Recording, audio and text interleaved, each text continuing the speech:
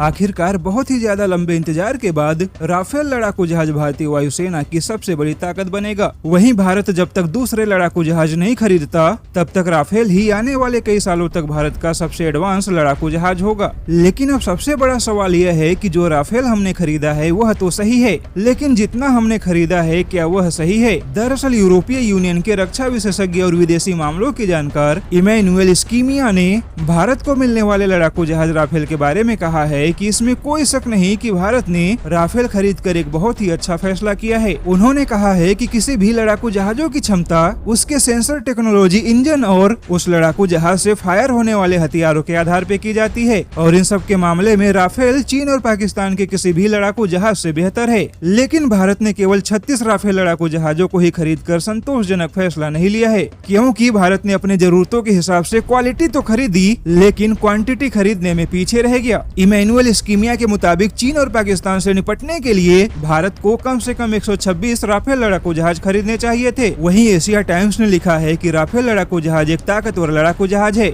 लेकिन फिर भी भारत को यह लड़ाकू जहाज बना बनाया मिला है और इसमें टेक्नोलॉजी ट्रांसफर नहीं है, क्योंकि रूस के साथ जो भी समझौते होते हैं उसमें रूस भारत को टेक्नोलॉजी भी देता है और इसी का नतीजा है कि भारत अपने देश के अंदर कई सारे एडवांस हथियार बनाता है। एशिया टाइम्स ने दावा किया है कि इसमें कोई शक नहीं है कि चीन और पाकिस्तान जब राफेल लड़ाकू जहाजों का सामना करेंगे तो उनके पसीने छूट जाएंगे, लेकिन फिर भी भारत जैसे बड़े देश के लिए केवल 36 राफेल लड़ाकू जहाज काफी नहीं है। भारत ने लगभग 21 सालों के बाद कोई नया लड़ाकू जहाज खरीदा है। ऐसे में भारत को या तो राफेल लड़ाकू जहाजों की संख्या और बढ़ानी चाहिए या फिर 5वीं पीढ़ी के लड़ाकू जहाजों को भी अपने वायुसेना में शामिल करना चाहिए, क्योंकि भारत के पुराने लड़ाकू जहाजों की संख्या तेजी से कम हो रही है, जो कि भारत के लिए निसंदेह चिंता का विषय है।